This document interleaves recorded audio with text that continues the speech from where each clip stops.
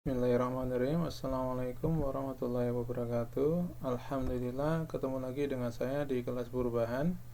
Hari ini kita akan belajar IPS mengenai masa prasejarah atau praaksara di Indonesia. Untuk tujuan pembelajaran kali ini, yang pertama adalah mengerti masa prasejarah, mengenal jenis manusia, mengenal hasil kebudayaan, dan berakhirnya masa prasejarah. Oke, pertanyaan pertama adalah apa itu zaman prasejarah? Nah, ini yang harus kita jawab. Zaman praaksara atau prasejarah itu merupakan kurun waktu zaman pada manusia sebelum mengenal tulisan, sehingga disebut juga dengan zaman nirleka atau tidak mengenal tulisan. Sehingga manusia prasejarah itu sebenarnya manusia yang masih belum mengenal tulisan. Oke, ada pertanyaan? Jelas ya?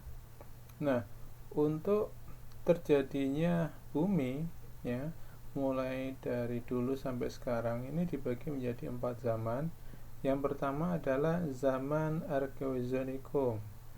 Arkeozoikum adalah zaman tertua, kira-kira sekitar 2500 juta tahun yang lalu. Bumi waktu itu masih panas ya, sehingga tidak ada makhluk hidup yang tinggal di bumi karena masih dalam proses pembentukan.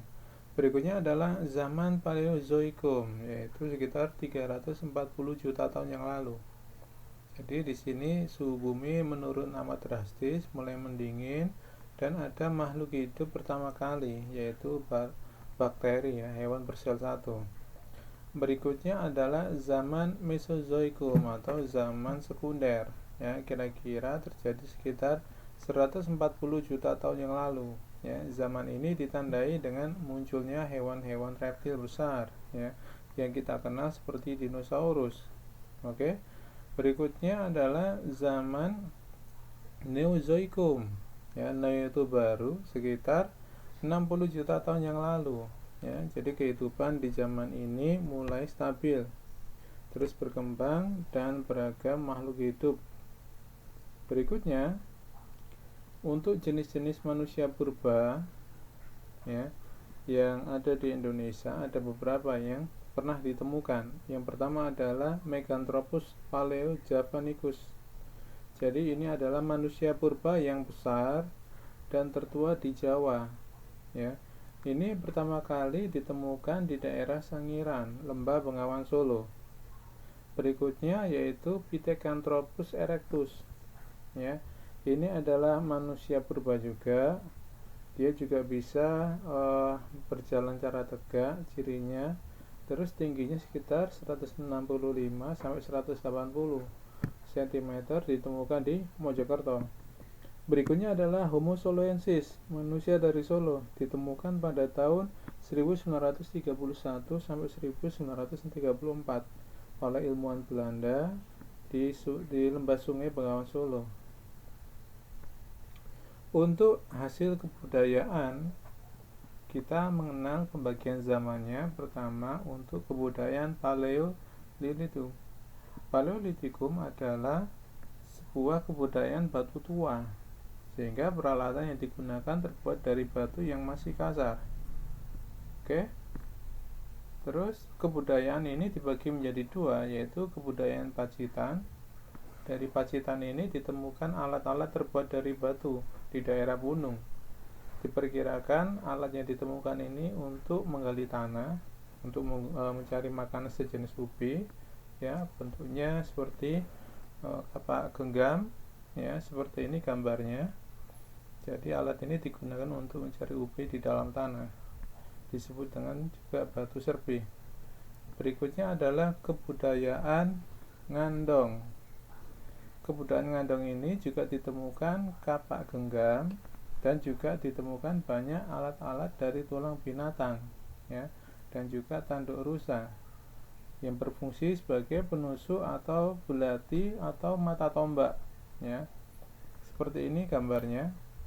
Ini adalah tulang binatang yang digunakan sebagai alat penusuk atau belati. Jadi digunakan untuk berburu. Terus berikutnya adalah kebudayaan Mesolitikum, ya. Mesolitikum ini, meso itu pertengahan, ya.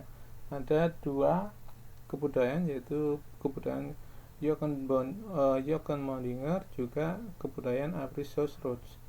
Ya, jadi yang ini adalah tumpukan kerang, ya, yang merupakan hasil sisa-sisa dari makanan. Terus yang ini adalah cap tangan, ya, ini di daerah Sulawesi Tenggara atau Papua.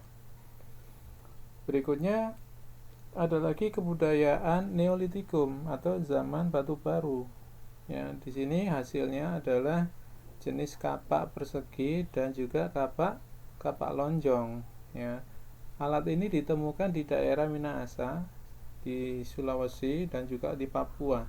Nah, ini yang kapak perseginya, ini untuk memotong ranting atau pohon, ya. Terus berikutnya juga ada lagi yang namanya kapak lonjong, ya. Kalau kapak lonjong bentuknya seperti ini, fungsinya untuk bertani, ya, menggali tanah, yang menanam. Nah, seperti ini kapak lonjong. Berikutnya ada lagi kebudayaan zaman logam, ya. Kalau tadi masih dari batu peralatannya, sekarang sudah dari perunggu. Perunggu itu campuran dari tembaga dan timah. Nah, zaman ini disebut dengan zaman perundagian atau zaman pertukangan. Manusianya sudah ada pembagian kerja dan punya keahlian tertentu. Ini contohnya adalah nekara. Ini adalah sebuah kendang untuk upacara adat. Berikutnya adalah kapak perunggu seperti ini, dan ini adalah perhiasan, ya, perhiasan dari perunggu. Untuk kebudayaan berikutnya adalah kebudayaan zaman Megalitikum. Mega itu besar, lit itu adalah batuan atau tanah, kum adalah massa. Sehingga yang ada di sini adalah bangunan-bangunan suci yang dibuat dari batu besar. Contohnya seperti ini. Ini adalah menhir, fungsinya adalah sebagai tempat pemujaan arwah-arwah nenek moyang. Ini ditemukan di daerah Sulawesi. Berikutnya adalah dolmen. Ya, ini fungsinya adalah menaruh sesaji atau sesajen untuk upacara persembahan. Berikutnya ada lagi namanya sarkofagus. Sarkofagus ini tidak lain adalah peti mati yang dibuat dari batu. Berikutnya yang terakhir adalah punden berundak. Punden ini adalah tempat untuk melakukan ritual-ritual keagamaan. Nah, kapan sebenarnya berakhir zaman praaksara atau zaman prasejarah di Indonesia? Kalau kita lihat dari sejarah-sejarah bangsa lain, misalkan bangsa Sumeria yang ada di Irak itu sudah mengenal tulisan sejak tahun 4000 sebelum Masehi, ya. Jadi bangsa Sumeria ini mengenal simbol-simbol huruf yang disebut dengan piktograf. Gambarnya seperti ini. Gambar dari piktograf. Jadi ada gambar hewan, sungai, manusia, gitu ya. Berikutnya adalah bangsa Mesir kuno. Bangsa Mesir kuno ini mengenal tulisan sejak 3000 sebelum Masehi, ya. Tulisannya ini juga simbol-simbol hewan-hewan perkakas dan disebut dengan hieroglif, ya. Gambarnya seperti ini. Ini adalah gambar pada zaman Fir'aun. Nah, Indonesia sendiri sebenarnya juga mulai mengakhiri masa praaksara, mengenal tulisan itu ketika pedagang India datang membawa kebudayaan dari India, baik berupa arsitektur, pemerintahan, dan huruf yang digunakan adalah huruf Pallawa. Nah, ini adalah awal kali ada zaman sejarah dengan mengenal tulisan. Oke, demikian dari saya akhiri, kurang lebihnya mohon maaf. Wassalamualaikum warahmatullahi wabarakatuh.